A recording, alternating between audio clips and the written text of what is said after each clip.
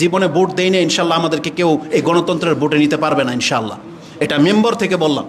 যদি বাধ্য করে সেটার ব্যাপার ভিন্ন, কিন্তু অন্তর থেকে কোনো দিন আমাদেরকে এই কাজে কেউ নিতে পারবে না। আমাদের সেখানে যদি জায়েজ ফতুও দিয়ে দেয়, তারপর আমাদেরকে নিতে পারবে না। কারণ এটা হচ্ছে স্পষ্ট বিষয়।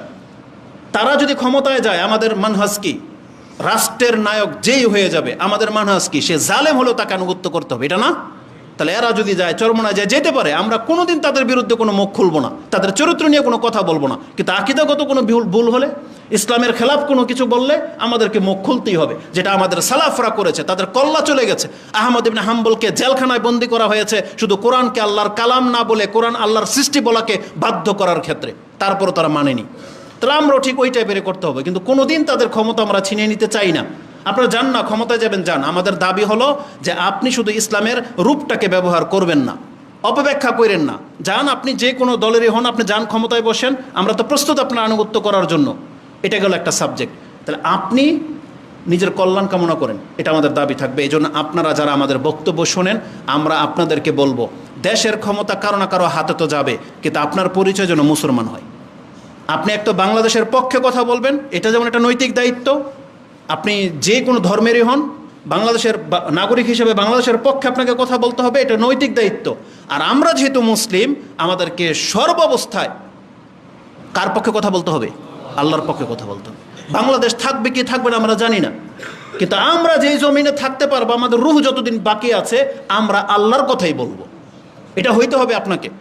আমরা ইসলামের পক্ষেই থাকবো। এই জন্য তারা কারাকারি করে করুক, কিন্তু আপনি ইসলামের পক্ষে থাকার চেষ্টা করেন, এটা হচ্ছে আমাদের দাবি। কারণ আপনি নিজেকে এত বিপদে কেন ফেলবেন?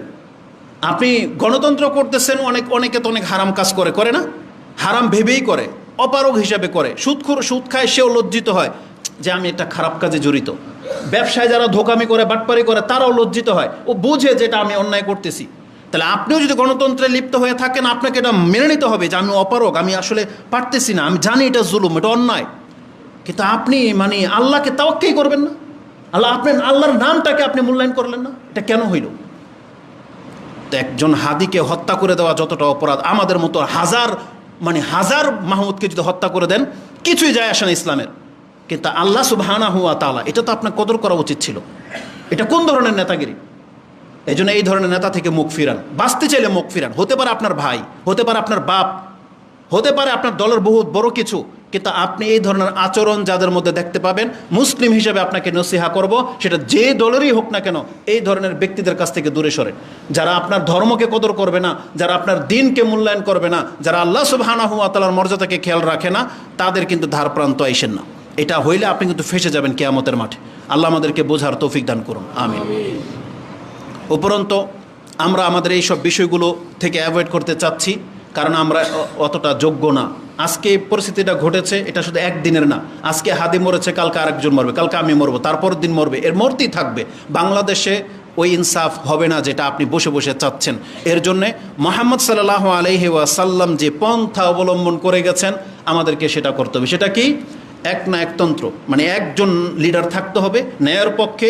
এই লিডার যা বলবে তার কথাটাকে মেনে নিতে হবে, সেটা আপনার স্বার্থের পক্ষে যাক বা বিপক্ষে যাক, আপনার জন্য কষ্ট হোক বা সহজ হোক, আপনাকে মেনে নিতে হবে। একটা লিডার লাগবে এরকম বাংলার জমিনে, যে চায় যে আমি ইসলাম টিকাবো। সুদা কথা এটা। একটা আপনি বাংলাদেশকে দেখেন, বাংলাদেশকে আপনি ইন্ডিয়া মুক্ত করেন, বাংলাদেশকে আপনি সবাইকে পয়সাওয়ালা করে দেন, দুর্নীতি সব মুক্ত করে দেন, তারপরও যদি আপনি মরে যান, আপনি বলতে পারবেন না আল্লাহর কাছে যে আল্লাহ আমি তোমার রাস্তায় সংগ্রাম করেছি? বলতে পারবেন না। কারণ এই ধরনের নীতি খ্রিস্টানদের মধ্যেও আছে, এই ধরনের নীতি বহু অমুসলিমদের মধ্যেই ছিল, যারা জনকল্যাণমূলক রাষ্ট্রের জন্য জীবন দিয়ে দিছে, কিন্তু অমুসলিম থাকা অবস্থায়। ইসলামকে বোঝার চেষ্টা করেন। যারা জোর করে শহীদ বানাইতে চান কাউকে, আপনার রাসূল সাল্লাল্লাহু আলাইহি ওয়াসাল্লামের ওই হাদিস পড়বেন গিয়ে, যেখানে রাসূল বলেছেন একমাত্র লা ইলাহাকে উঁচু করার জন্য যারা মরবে, তারা ছাড়া কোনো রাষ্ট্র, দল, ব্যক্তিকে উঁচু করার জন্য শহীদ হলে সেটা শহীদের মর্যাদা হবে না। সেটা ওই যে উপাধিগত শহীদ বলতে পারেন আপনি, যেমন ধামাচাপা দিয়ে মরে যায়, পানিতে ডুবে মরে যায়। তাহলে যদি গার্মেন্টসের নিচে যখন শত শ্রমিক মরে যায়, ওরা আপনি শহীদ বলতে পারেন। কেন? ওই চাপা পড়ে মরে গেছে, ওই হাদিস আপনি এখানে ফিট করতে চাচ্ছেন। হ্যাঁ, তাহলে আপনি বলতে পারেন, কোনো আপত্তি নেই। নৌকা ডুবে যখন নারায়ণগঞ্জ প্রায় মরে না, আপনি তো বিচার করতেছেন না নামাজি না বেনামাজি, আপনি বলছেন পানি ডুবে মরছে তাহলে শহীদ। হ্যাঁ, বলতে পারেন, আপনি বলতে থাকেন, কিন্তু কাউকে ট্যাগ লাগায়েন না, একবারে শহীদ উপাধি দিয়ে দিয়েন না। কারণ রাসূলুল্লাহ সাল্লাল্লাহু আলাইহি ওয়াসাল্লামের সামনে একজন সাহাবীকে বলা হয়েছে যে তার চাইতে উত্তম ব্যক্তি আমি আর দেখি নাই, আল্লাহ যদি তার উপর রহমত না করে তার কার উপর রহম করবে। তখন কিন্তু রাসূল ইসলাম এ কথা বলেছিলেন যে লা আদরি ইয়াফআলুল্লাহু বি ও আনা রাসূলুল্লাহ, আমি আল্লাহর রাসূল হওয়া সত্ত্বেও আমি বলতে পারি না কিয়ামতের মাঠে আমার সাথে আল্লাহ কি আচরণ করবে। সেই মহিলা সাহাবীর নামটা আমার মনে নাই, সে বলতেছে যেই দিন আমি মুহাম্মদ সাল্লাল্লাহু আলাইহি ওয়াসাল্লামের মুখে এই কথা শুনেছি ওই দিনের পর থেকে আমি কোনো ব্যক্তির সাফাই গাইনি, ওই দিন থেকে আমি কোনো ব্যক্তির মর্যাদাকে উঁচু করার জন্য তাকে জান্নাতে সার্টিফিকেট দেই নাই।